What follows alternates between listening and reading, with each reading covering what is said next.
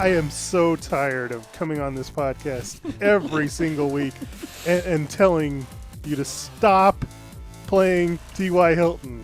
Like, just stop it. Mikey needs help. Mikey needs help. I was like, if you don't have Jeff Wilson in here, and if you don't run it on first down, I'm going to strangle you through that TV. You should know better than everyone else. That fool tears you up when you plays you. Yeah, but Don't you want him on your team?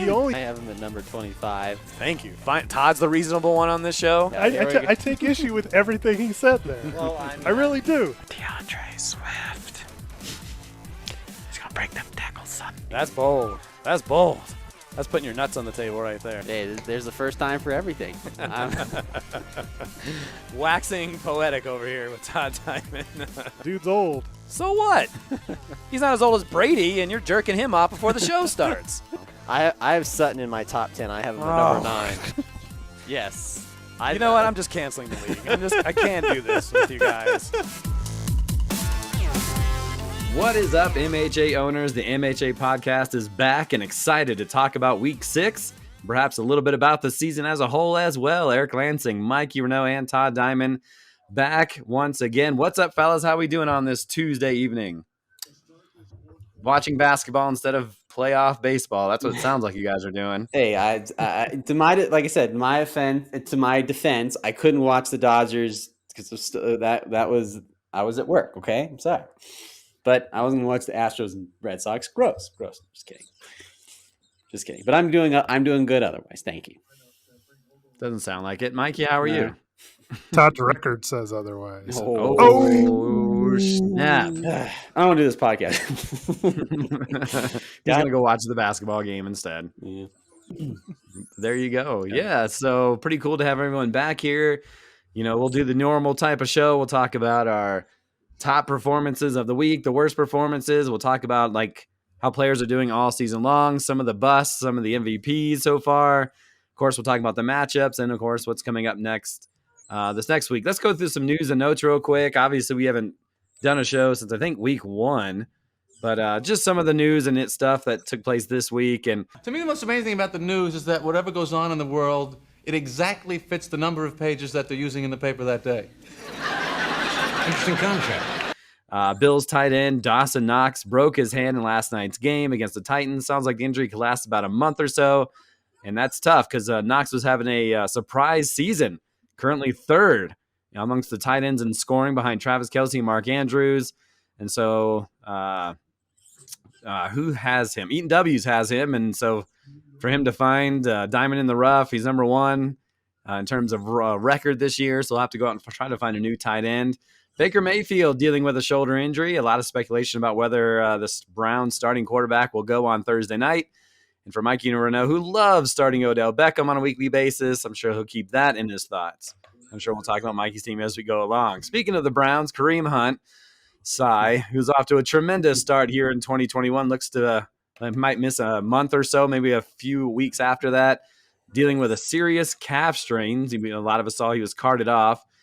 And so we'll see if Nick Chubb can get back off the shelf.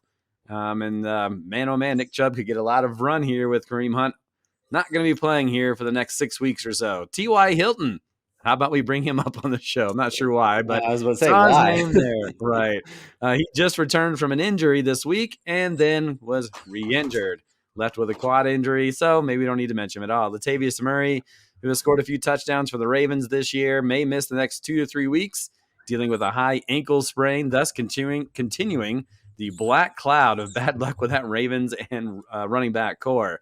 Giants rookie wide receiver Kadarius Toney left week 6 early due to an ankle injury. Outlets expect him to miss several weeks. And Dak Prescott, who threw that amazing touchdown pass on the last play of the game in overtime to CeeDee Lamb, apparently strained his calf. Not expected to miss too much time, but at least they have the week off in week 7. So there's the news and notes, mostly injuries going on. And let's take a look back on the Week 6 matchups. We'll start with the number 1 team in the league, and that's Eaton W's. Kevin's squad has done great this year. He earned his 5th victory after squeaking out a 6-point win over Cooper's Cousins, who's now 3-3. Tom Brady, folks, continues to beat Father Time this week, scoring 55 points. Adam Thielen piled up 23 points, helping was kind of on the helping end of Kirk Cousins, who had a big day. Cooper's Cousins got only 32 from Lamar Jackson, while Mike Evans did not benefit from any of Brady's big day, only 3 points. How about the other 5-1 team? The NWA got another stellar performance from Josh Allen, who led all quarterbacks in scoring with 69 points. NWA defeats Belt Sanders 142-107. Poor Belt Sanders. Hey, he has dealt with a plethora of injuries and now falls to 1-5 on the season. Injuries to McCaffrey, Russell Wilson, Gronkowski, James Hasty. Man, things were looking up after the draft. Now, not so much. How about my squad? The Lemonheads improved to 4-2 after taking down a tough foe, notorious CUP, who fell to 4-2. He only had one loss before. Dak Prescott outperformed Patrick Mahomes by a count of 68-58. But the Lemonheads also benefiting from a great late-round draft choice of Darrell Williams, who scored twice for 22 points. DeAndre Swift continues to be productive this week with 15 points. Chalk up another win for Eric Lansing. Lion Rip got a much-needed win this week, defeating another team off to an abysmal start in Kilgore Trout. Lion Rip improved to 2-4 after beating Trout 141-129. We'll talk more about his players as we go along. Bishop Sycamore heating up after having won 3 of their last 4 games. They defeated Gonzo Cats 140-118. Matt Stafford loving his time with the Rams. Put up 55 points in week 6. And of course, you can't forget about the guy who has more hat tricks than Alex Ovechkin. Another 3 TD effort by Derrick Henry, who rolled over the Bills for 34 fantasy points. Gonzo Cats getting less than stellar days from Justin Herbert, just 34. Devontae Adams, 8 points. Robert Woods, 9 points. And perhaps the matchup of the week, the two guys on this podcast, the Hot Tamales and Butterfingers, going at it this weekend. Guys, how did that matchup go? Well, I think I'm never going to ever take Matt Ryan's 50-point games for granted ever again because, you know, he was on a bye and played Carson Wentz. I thought, okay, you know, Carson Wentz, you know, showed from the previous week against the Ravens, you know, that he can still chuck it. So I was like, okay, I'm feeling good. I'm feeling good about it. But, you know, only 31 points, but also too the fact that they blew out the Houston Texans 31-3. And Mikey brought it up too on Sunday was the fact, well, that's great and all. He got, you know, 2 touchdowns, but you know, they don't need to throw the ball as much anymore. They didn't need to throw the ball as much in that game, and that kind of was the, you know, a little bit of the downfall in that situation. So, you know, I don't think I'm ever gonna take Matt Ryan's 50-some points or more for granted ever again. As much as Matt Ryan, you know, some weeks you get the good Matt Ryan, sometimes you get the bad week Matt Ryan, but sometimes those bad weeks, or at least 50-some points, those sometimes can still get you the win. So it's what it is. Mikey, how good is Kyler Murray? Oh, he's brilliant. Yeah, I mean, he even on these weeks where he's not getting a lot of completions because they're just blowing these teams out every week, he's still getting 4 touchdowns. So, I mean, it's making up the difference. He's awesome. Najee Harris has been pretty awesome for you as well. We'll talk about him a little later on in the show. But how about Brandon Cooks continuing to be productive? I know Gio Bernard maybe didn't work out for you, but man, Cooks has had 4 weeks with 10 or more points, so he's been doing all right for you. How you feeling about Darren Waller these days? Well, he hasn't like lived up to expectations other than week 1, but I'm not going to complain about it because in the tight end position, he's still doing okay. So better than Mr. Arnold from Todd's team. yeah, he's just great. Yeah, Todd doesn't even want to talk about it. Yeah, I mean, I thought I traded for maybe the 3rd best tight end in football, maybe, and yeah, he's hurt right now. So yeah, we're not gonna talk about it. You know, what player we're gonna talk about on a team that, well, I guess I'll save this one for the surprise. So the surprise of the season so far. Player. Attaboy. There you go. Save it for later. I love it. Mikey, when are you going to give up on Julio? You ready to give up on that already? what? Did the fact that he's banged up again? I love it. Hey, good old Julio. Last night it wasn't a good matchup. Just saying. So He's going to have his time. It's not like I'm going to drop him or anything. I'm not He's saying just that. he's a little banged but up right now. Someone said he was going to finish in the top 25 in wide receiver rankings. Hey, there's still a lot of time left. Still a lot of time left. I told you about that Tennessee offense. Told you. All right. So that finished. So Mikey ended up winning that matchup, 126 to 103. The Tamales now improved to 3-3, and Todd 2-4. So those are the matchups from this past week. I was looking at the dough of the week. I don't know if you guys looked at it at all. I found possible 2 candidates, and I could relay them to you, or if you guys have your own candidates, you can tell me about them. You can relay them to us. Yeah. Okay, so I found 2.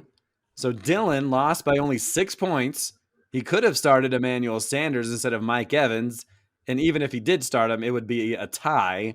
And Emmanuel Sanders, whatever. But I don't think any of us would have started him over Mike Evans, especially the way he's been playing this year. Or Kilgore Trout could have started Kenyon Drake against the lowly Broncos, who stunk this weekend. He scored 18 points instead of getting the 4 points from Zach Moss. So that's a 14-point difference. And Joe lost by 12. Those are, I don't know. Those are tough because Kenyon Drake, you're thinking, well, he's the second running back. Josh Jacob is supposed to be the main back, and then Mike Evans versus Emmanuel Sanders. Yeah, you're gonna choose Mike Evans over Emmanuel Sanders 10 times over. It doesn't, it doesn't matter. Obviously the Bills' offense is just as powerful as the Bucks' offense, but you're gonna choose the wide receiver the quarterback that has the wide receiver that has Tom Brady on it. So that's really tough. That's a real tough one because I guess I'll just go with Drake just because. Yeah, I'll go with Drake as the dough of the week. Eric, that's a good one. That's a good one, but that's tough. That's tough because. Yeah, I'll go with Drake. Mikey, you want to weigh in on this? That's a tough one either way because I kind of agree with Todd. Like in either situation, you wouldn't have played the other guy over the other. Well, would you guys start Drake over Rondale Moore? I mean, That he also would be- scored 4 points, but Yeah. and it's a flex position. But So that's more likely. Yeah. There you go. All right. So sorry, Kilgore Trout. Sorry, Joe Vaccarelli. You win this week's dough of the week. Go! Don't!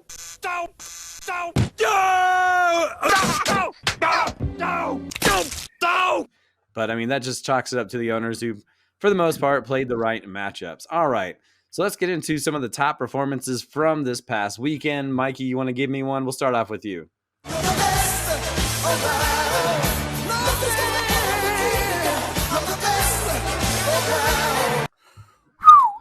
All right. Top performer. Look, Adam Thielen for Eaton W's. He had a pretty rough week the week before, but he really came, through for him in a very close matchup with Cooper's Cousins this week, putting up 23 points, 11 catches, 126 and a touchdown. The overtime helped that, and he needed every bit of it. 100%. Adam Thielen, 11 catches, 126 yards, and a touchdown. Had 9 total points the previous 2 weeks, but he's been pretty solid this season. And he's one of those guys, I always thought about, should I taking him over DeAndre Swift? Or actually, it might have been Mike Davis. And probably should have done it over Mike Davis. We'll talk about him a little later on. Todd, you want to give me a top performance from week 6? Well, I will go with the Broncos. Not a lot, whether fantasy or reality wise, but we're not going to talk about the Broncos because we want to be happy on this podcast. But I'll say Cortland Sutton, 18 fantasy points, 1 touchdown, 8 catches for 94 yards. Obviously with no Jerry Jeudy, you knew he was going to be the guy, and 18 points this week and 19 points the previous week. So, he's at least, a little bit of a bright spot. Hopefully, when Jerry Jeudy comes back, next week, we'll see where it is. But I'll go with Cortland Sutton, just for just for some positive for the Broncos so far this season, because there's not a lot of positives. I'll tell you that right now. That's for sure, certain. And he's definitely getting the target volume, probably the favorite wide receiver there from Teddy Bridgewater. And helping out Bishop Sycamore is now 3-3, especially coming from that flex position. He's got some solid wide receivers up top there. One guy that I'll say was a top performer and definitely helped his owner out was Stephon Diggs. I know Aaron, since I was hanging out with him at the concert and eating dinner, we were talking all about our fantasy teams, and he needed them in a big way. And while he's put up decent numbers this year, he hasn't put up like one of those big days that we saw quite a bit from him last week. And Aaron was losing going into Monday night, and the opponent that he was facing and Kilgore Trout also had Zach Moss. Again, sorry Kilgore, dope. And he ended up putting up Stephon Diggs ended up putting up 19 points, 9 catches, a touchdown, 89 receiving yards, and helped him come up with the wins. So always good to have your big dogs come up in big moments. You guys want to mention anything else, or should we go to worst performances of the week? Yeah, I just wanted to mention, the duo of running backs that Aaron had that are the two guys that Todd traded. I was going to say the ones that Todd traded away. Yeah, Henderson and James Robinson combined for 39 points, while the combo of Saquon and Miles Sanders combined for 7. Interesting. Huh. Yeah, I know. I just got to pray to the fantasy football god that Saquon can just maybe come back and just maybe try to be close to this old Saquon of old, maybe, and that will justify it. But yes, I don't know, because I thought if I could, because here's the thing: when Saquon is healthy and what Saquon Barkley can do, that can trump two of those running backs by far. And I get it. Understand the injury factor definitely is obviously a big part of it. I mean, can't play the what ifs, but this one I got to play the what if. If he didn't get injured he would, and he could still be on the course that he was his rookie year. Well, he probably would be, close to the either number one or number 2 overall pick in fantasy. And I get it. I mean, and the fact the injury that he had that we got on last Sunday, I mean, come on, Lord Almighty, the play was over and freaking he's like walking over to into the huddle or whatever and freaking trips over. Oh my God, Lord Almighty, come on. It's like, I wouldn't be pissed if it was like, if he was running and he got injured that way, but the play was over. There was nothing going on. It was done. Scary times for the Butterfingers. No doubt. A lot of maybes in there. That's what I heard. Yep, a lot of maybes. Yep. Playing the what ifs and a lot of maybes. Yep, I know. It's the story of my life. All right. So let's talk about some worst performances. Who guys that really let their owners down this week? Todd, we can start with you. Yeah, Mo, that team sure did suck last night. They just plain sucked. I've seen teams suck before, but they were the suckiest bunch of sucks that ever sucked. Well, I will go with one of my guys. One of the guys that I drafted last year and I drafted again this year just because he is attached to a certain quarterback, and that is Chris Godwin. Now, I get it. There's a lot of mouths to feed in that Bucs offense, and but obviously with Gronk being out, Mike Evans for the first couple games, wasn't Mike Evans. And, obviously Chris Godwin can go on the outside. They put him in the slot and everything. And, and I was thinking, that's still Tom Brady's safety blanket. But of course, who's been taking a lot of that away is freaking Antonio Brown. So Chris Godwin, only 7 points.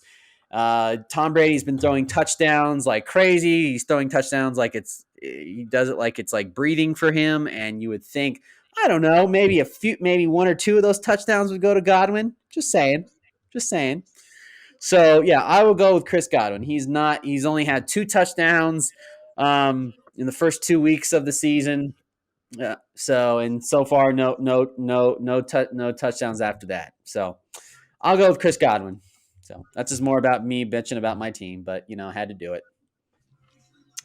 You always do it. Yeah. No. Yeah, that's makes Yeah, the podcast great though, right? Yeah, absolutely. That's what everybody wants to hear is about Todd's team. Yep. Okay. But yeah, good. Yeah. Continue. So I can understand. That's got to be Okay. frustrating. They put up all those points and your guy doesn't get it, but such is fantasy. Mikey, who pooped their big boy pants this week? I'm going to go with the duo from the Chargers on Notorious CUP. I mean, Mike Williams and Austin Eckler have been top 5 at their position all season long. And then they combine for only 11, or actually only 9 points between the two this week. I mean, those are two guys that you had to have been worried about going into your matchup. And then they both get outscored by their teammate, Jared Cook. No one saw that coming. Definitely not. Eckler scored 27 and 29 points the last 2 weeks. I was shivering in my Nikes for sure, but the Ravens shut him down, as you mentioned, to 6 points for Eckler, 6 rushing attempts for only 7 yards, and he just picked up a couple of receptions here and there. So it's definitely lucky in that regard. I mentioned Mike Evans earlier. He kind of had his first bad week in 5 games. Another guy, Antonio Gibson, just 4 points, 10 attempts, 44 yards, no touchdowns against Kansas City, who does give up points to the running back position. But yeah, a couple of guys there for Gibson, who was drafted pretty high. And I know running backs go quick at the beginning of the draft, but Gibson not doing what he should be doing. Do you guys have any other bad performances from this week? No, those were my 2. I mean, yeah, there wasn't a lot. Honestly, Todd's whole team sucked, but I don't want to pick on him. Okay, Aaron Jones still is keeping me afloat. Okay, he loves Aaron Jones. I do. Keeping you afloat. 2 and 4 is afloat. Well, hey, that's under 500. Well, at least it shows that Aaron Jones still works, so that's good. At least that's great. I know. So when you finish dead last in the league, as long as Aaron Jones is piling up fantasy points, you're happy. Well, yeah, I know. I'm getting some players back. Okay, the Calvin Ridley thing didn't help either. Okay. All right, let's go to some surprise performances of the week, and I'll start this week. And I think guys goes back to eating W's again. How about the Khalil Herbert? He picked him up and started him. I mean, he had one good week last week. And then all of a sudden, he's like, well, he probably needs to run him again. And he ended up putting up a decent point total. He had 19 rush attempts for 97 yards to go along with a TD, 17 points in a game, really won by 6 points. So Khalil Herbert doing some work while David Montgomery is hurt and Damian Williams out with COVID. So nice surprise there for Kevin, who continues to work the waiver wire and make it count. Mikey, who you got? I got Leonard Fournette. I mean, he was a guy that, when he was in Jacksonville, you were expecting performances like he had this week, but he hasn't been that guy in a long time. And all of a sudden he bust out with 28 points this week, including 2 rushing touchdowns. Didn't help Allen that much, but that's a pretty good performance from Leonard Fournette. He's actually been okay this season. I don't know if he's one of the surprises. Yeah, he was one of my surprises. 83 points on the season. That's 12th overall amongst running backs. So he's actually done pretty well for himself this season. Todd, do you have a surprise performance here in week 6? Well, I guess I guess my surprise was going to be for the whole season, but one of my surprises for this week was Henry Ruggs. 13 points, 3 catches for 97 yards and 1 touchdown. And the only reason I say it's a surprise is because Henry Ruggs, they still. I don't know if the Raiders still have been able to figure out how to use Henry Ruggs properly. Because with Ruggs, it was always, he's kind of a Tyreek Hill type player. He's not a tall wide receiver. You can move him around all around the field and everything like that. But, now granted, because it was against the Broncos secondary, which was supposed to be a strong point, and he got us and he lit us up for 97 yards and a touchdown. So I will go with a surprise there because Henry Ruggs, for the most part this season, he's only had really 2 games. He's only had 2 games in double digits. Everything else has been single digits. So I will go with Henry Ruggs as much as a Raider, but I'll go with Henry Ruggs as one of my surprises.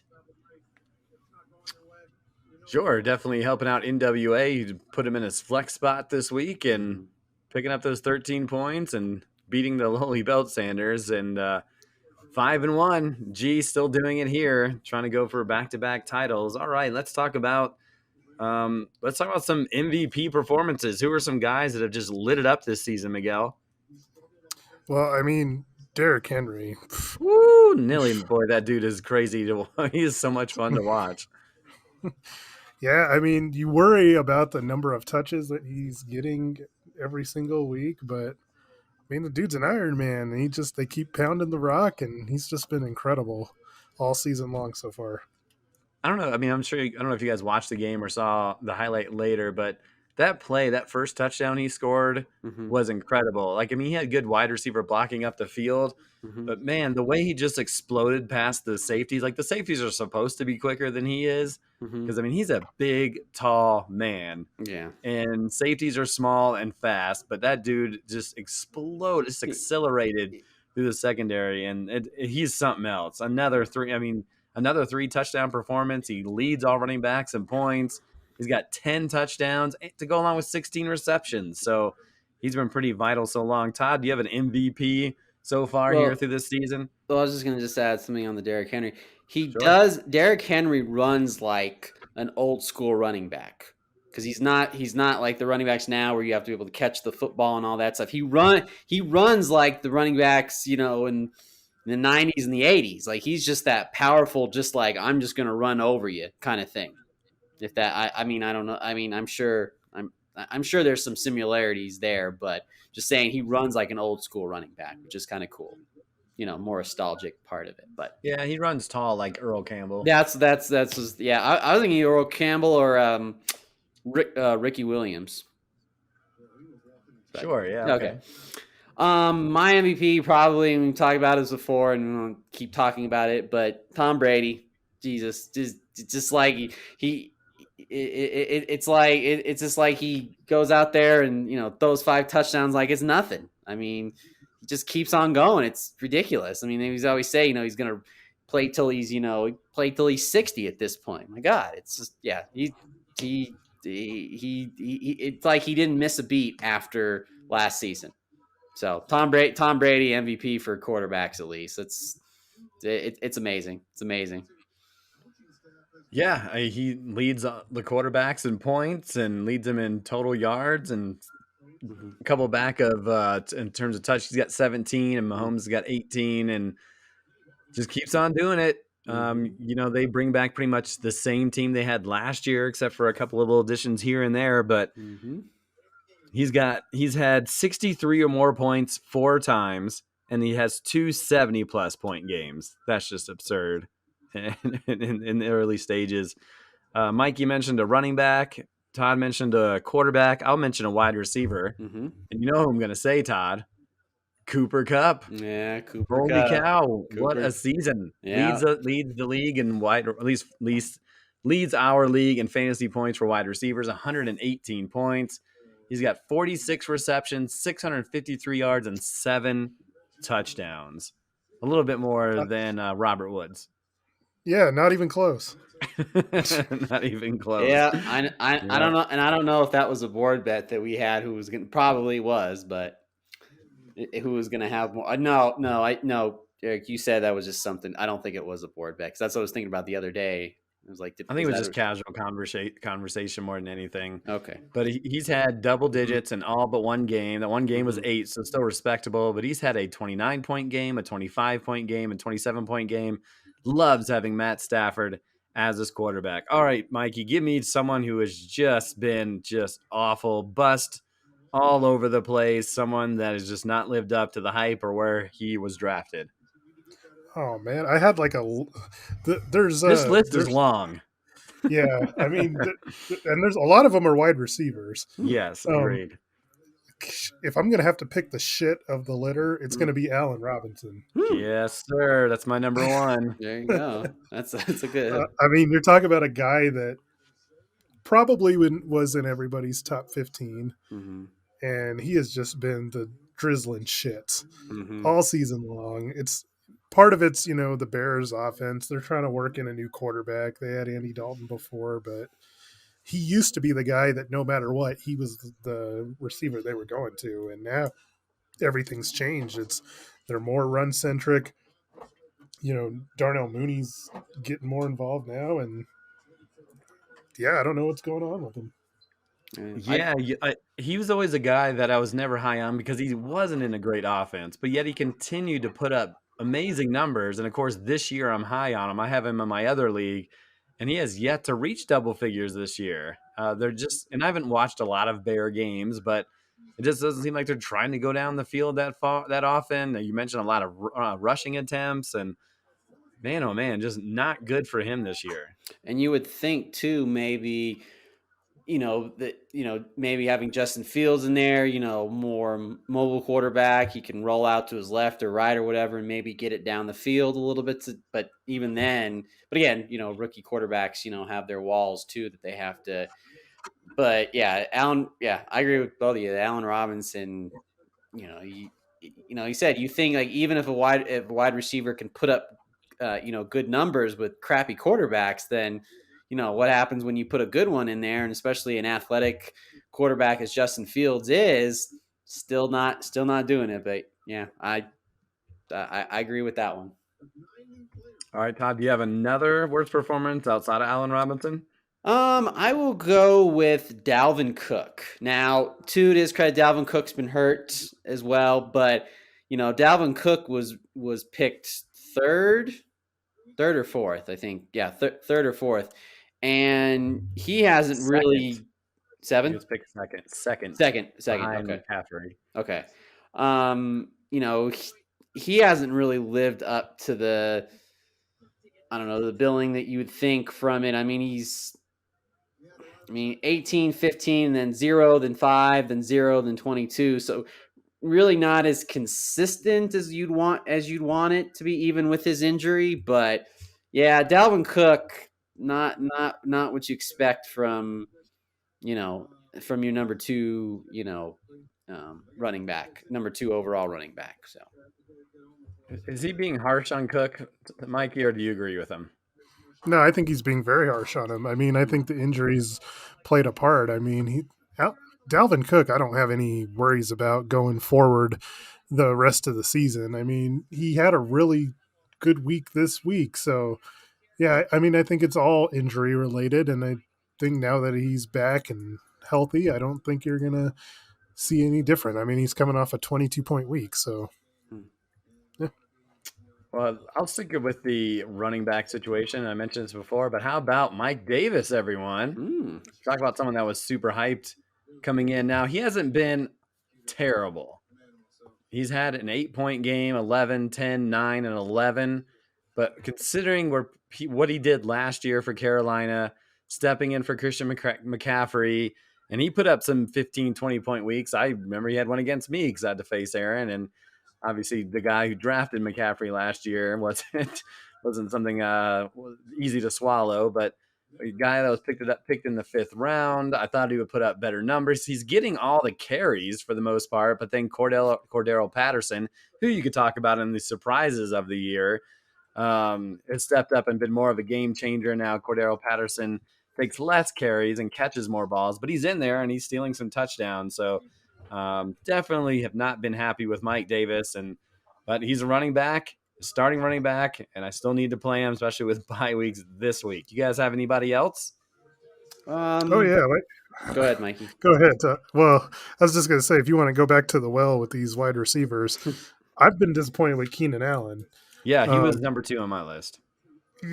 He's getting catches, but like each week it's just kind of like blah, like it's average. He's not even in the top 25, and he's another guy we expected to be in the top 10. It's like Mike Williams has gotten all the big plays, and he's just kind of been a bystander. So, yeah, kind of disappointing. Yeah, Aaron will tell you it's very disappointing. Well, he hasn't been, I don't know, invisible. He hasn't put up like a huge day. He's had a 16-point game, but then 8, 9, 7, probably a little less than you're hoping for, considering where he was probably drafted. And I was trying to figure out, he drafted in the 3rd round. So, yeah, just unfortunate as Mike Williams is picking all the love up. Todd, did you have someone else? I had, and I guess his tight ends wouldn't be surprised, but T.J. Hawkinson, obviously had that 20-point game in week 1, but 2017, then it kind of dropped off 2, 6, 3, and even 11. But obviously, it's it's Detroit, so you take what you can get. But there was a lot of going into the preseason was he could challenge Waller and Kittle and Kelsey and stuff like that for maybe being in that top tier of tight ends, but he hasn't been. He had 11-point game, you know, um, this past week, but before that, it was a lot of single digits, a lot of 3s, 5s, and 6s. So, a little, I mean, you can't complain. I shouldn't complain too much. I'd love to have some of those numbers and for my tight ends, but I'll say T.J. Hawkinson a little bit disappointing after the first 2 weeks. I think it just depends on who you are. Like I was a TJ Hawkinson guy, so it's disappointing for me. I don't know if Mikey was though. So if you're not, then you're just like, yeah, that's what I expected. However, he's still 7th amongst tight ends because that's just the fantasy world of tight ends. There's just unless you have a Kelsey or a Mark Andrew who's been incredible. There's not a lot out there for sure. One guy I'll mention before we move on here is Tyler Lockett, and maybe this is not going to be surprising to Mikey because Mikey always tells us about this, but 21 points in week 1, 22 points in week 2, just 20 points total the last 4 weeks, and that was even before Russell Wilson got hurt. So, he's I think he was drafted in the 3rd round by Allen, but yeah, but it's not super surprising if you're a Mikey. If you follow what Mikey likes to say, I guess he was drafted in the 4th round. My mistake, because we saw it last year. He would have these 30-point games, and then 2 or 3 the next, and that's how it goes. Last guy I'll mention too is Kyle Pitts, who outside of that 20-point performance in week 5, he's been pretty underwhelming, and he was drafted in the 4th round, I believe. Yeah, beginning of the 4th round. Mikey, give me a surprise of the season. So yeah, the surprise of the season is Cordero Patterson. Yeah, there you go. His effect on Mike Davis and Calvin Ridley, I mean, it's on both of them. It's just been dramatic. Calvin Ridley hasn't been that good, and neither is Mike Davis. I mean, Kyle Pitts. Kyle Pitts. Every time they put Cordell Patterson on the field, he's scoring points. It's amazing. You wonder what these other teams didn't see in him, and obviously Atlanta has unlocked the secret to his success because whether he's running the ball or catching the ball, he's just putting up points. Pain in the ass is what it is. Todd, surprise of the season so far? This may not be a total surprise, but obviously this is a wide receiver. I was banging the table for this guy. I said he was going to be great, and he hasn't disappointed. But Jamar Chase, because we talk about rookie wide receivers, because that's one of the positions next to quarterback that's really hard to, transition from college to the NFL, and he has been on point. He has 5 touchdowns. I think that leads all rookie wide receivers. He's 9th in our scoring system for wide receivers. And because again, another one of those offenses where you're thinking a lot of mouths to feed, but like I said in the off season when we did wide receivers, Jamar Chase and Joe Burrow played together. They won a national championship. It's like he's bringing his best friend to play with them again. So it was a little bit of a surprise just because again the rookie wide receiver wall is very it is tough, and sometimes sometimes you're going to get sometimes you're not always going to get those big games, but he has been consistent enough. And I was very adamant when I said I was going to draft, and I drafted him in the 6th or 7th round, I believe. Double check that, but I think it was right around there. And I've been surprised, and he's keeps proving my point that he's gonna, for reality purposes, he's gonna win Rookie of the Year, Offensive Rookie of the Year. So I'll say Jamar Chase. Yep, he drafted him in the 7th round, and he's been incredible, no doubt about it. I'll stick to the wide receiver talk. Mm-hmm. How about Hollywood Brown? No, let's not talk about that. Yeah, a guy I was kind of high on early on. I actually, when you were starting your conversation about a guy I was high on, I was banging the table for him. I guess that was 2 years ago. You were banging for because you really liked him. Mm-hmm. Then you fell off the wagon. But yeah, I mean, double digits in all but 2 games, which included a 27-point effort versus Indianapolis. His 83 points are 8th amongst all wide receivers. So keep an eye on Hollywood Brown. He's been great. One last guy I'll mention before we move on is Dalton Schultz, who is 4th in tight end scoring with Dak back at quarterback, 63 points. And for those who need a tight end, you might be able to finagle him from Mikey, who's got Darren Waller. And so if you're out there listening, I don't know what Mikey's asking for him, but hit him up. I'm open for business. There you go. If you need a tight end, maybe maybe you can trade 2 more great wide receivers or 2 great running backs for. Yeah, no, we're not doing that. No. All right. So what's coming up this week on the schedule? The 4-2 Lemonheads will battle 3-3 Cooper's Cousins, one of the top matchups this week. Also 4-2 Notorious CUP will look to get back in the win column. They'll take on Bishop Sycamore, also 3-3. The league's top team, Eaton W's, will take on Todd and his Butterfingers. Good luck, Todd. Yeah. He actually is getting married this week. So, Kevin, if you end up listening to this at some point, congratulations. I'll see you later this week. Maybe we can cap it all off with a blowout win over Todd, who is, can't afford to drop to 2-5 this weekend. 2-4 Line Rip will have his hands full with 5-1 NWA rematch of the championship game from a season ago. 1-5 Kilgore Trout will try to handle those 3-3 Gonzo Cats, and 3-3 Hot Tamales looking to bury the Belt Sanders. Well, you could really put him in a hard place at 1-6. Some teams, we have some bye weeks this week, and it's going to make life difficult for a lot of us. Cowboys, Bills, Jaguars, Chargers, Vikings, and Steelers, which means no Dak Prescott, no CeeDee Lamb, Zeke, Stephon Diggs, Josh Allen, Josh Herbert, Dalvin Cook, Kirk Cousins, Najee Harris. And those are just a few of the names out there. My goodness. Ouch. Waiver wire is going to be on point this week. Ouch. That's just ouch. Every name you just said. Oh my God. That's pretty big. Like the best of the best in names right there. So where are we at right now? We're about, 40 minutes. So we still have some time to talk about some things if you want. Mikey, how are we feeling about your 3-3 team so far? Mikey, you with us? Uh-oh. Well, we'll see if he comes back. Todd, 2-4. You kind of talked about your team already. Yeah. But how are you feeling about your team going forward?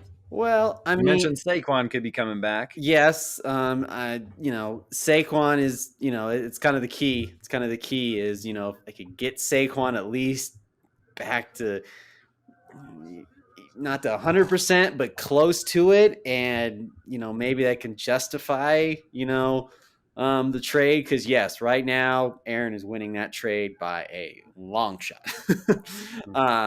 So, and 2, obviously, getting Kittle back, that'll help too as well, and so forth. The Miles Sanders thing is going to be interesting. I still have to figure out how comfortable I am with him, because they even said on Thursday night during the broadcast, I think it was Aikman, and Aikman said, like, listen, give Sanders the ball more, give him the ball more. Like, even the crowd was chanting, give him the ball more, like, and everything like that. So when you have all those factors in, I mean, again, fans are what they are. I mean, you never want to listen to the fans too much, but Sanders is a playmaker. He's a playmaker, Eric. You gotta get your playmaker the ball, and that's. Because the thing is, in the original trade that Aaron offered me, it was Saquon and Devil Singletary. But what I was thinking with that was, well, when they get close to when they get in the red zone, who usually runs the ball in to score those touchdowns? It's not a running back. So I just thought maybe Miles Sanders, might be the better play going forward. So, I'm 2-4. Yes. Am I a little nervous? Because if I get to 2-5, I'm be in real big trouble. But I'm not too worried about it because, like you said, I get Matt Ryan back. I get Calvin Ridley back. Maybe whatever, because we were talking about Cordell Patterson. The way he was, he was getting a lot of targets and a lot of carries, and who knows? Maybe because obviously Calvin Ridley didn't play last week because of some personal reasons. So maybe that was. Who knows? Maybe that was something psychologically that was, because there was leading up to those games, he was dropping a lot of passes, Eric. He was dropping a lot of passes. So maybe whatever he was dealing with, he needed to clear out, and he maybe got that all smoothed out. So that might help too as well. And all right, Mikey. Well, he figures he's offline. So while he's offline, tell me how you feeling about your team going forward. That's a tough question to answer. Like, I love my running backs. I love my quarterback. I love my tight end. I have the best defense and kicker in the league. So there's a good core there. Where I'm struggling is with the receiver position. And I still have faith in Julio. The wild card in this is that this week Michael Thomas comes off the IR. And so I don't really know what to expect with that. If it turns out really well, then my chances should be pretty good. But this Odell thing's not working out. Yeah, I mentioned that at the beginning of this broadcast. I know he he was so good early in his career, and he's had moments of brilliance since then, but it just seems like he just can't put it all together. It doesn't help that they run the ball a lot. Okay. And that they have a quarterback that's inconsistent.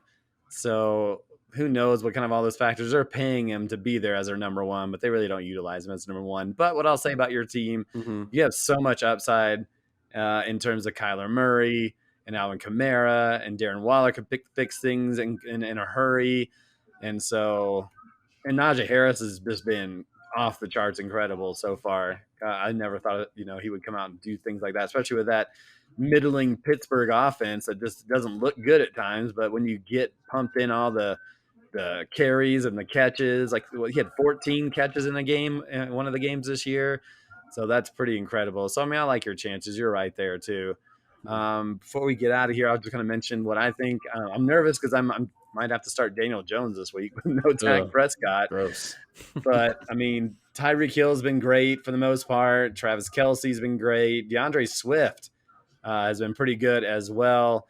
I can't get the Marvin Jones thing correct. I always seem like when I don't play him, he does great. When I do, he stinks. But Kareem Hunt, talk about it. I was high on him coming in, but he's been really my best running back. I think he was top 5 or 6 before last week, and he got hurt, and we still had 9 points, but now I'm not going to have him for a while. So that means I'm going to have to rely on Mike Davis. I'm going to have to rely on Michael Carter, who's shown some flashes of brilliance, and I guess I'll just have to throw in Devontae Booker if Saquon's still out. But my defense has been solid. My kicker's been pretty solid, so I feel pretty good. Dak, anytime you have a quarterback that can get you 50 to 60, or maybe even reach close to 70 on a week, you always have a chance. So I was happy. I was looking over at that quarterback situation, like who are the top quarterbacks, and did I do the right thing by drafting them that early? And I knew it was coming back. It wasn't going to come back to me for a while, right? In terms of, a long while before quarterbacks, it comes back to me, and who knows who's going to be left. I didn't want Matt Ryan. I was really concerned, and at that point, Mahomes was gone and Allen was gone. And I was like, well, should I gotten Herbert first? Should I gotten Murray first? Because I was really high on Murray. Prescott, he's 5th overall, and so I'm feeling pretty good about my team as we go forward. So, oh man. All right. Well, we should probably go now. Guys, thanks for coming on Tuesday to talk about fantasy football. Hopefully things get better for everyone as we go along this 2021 NFL season. For Todd Diamond, Mikey Renault, I'm Eric Lansing. We'll see you next time on the MHA podcast.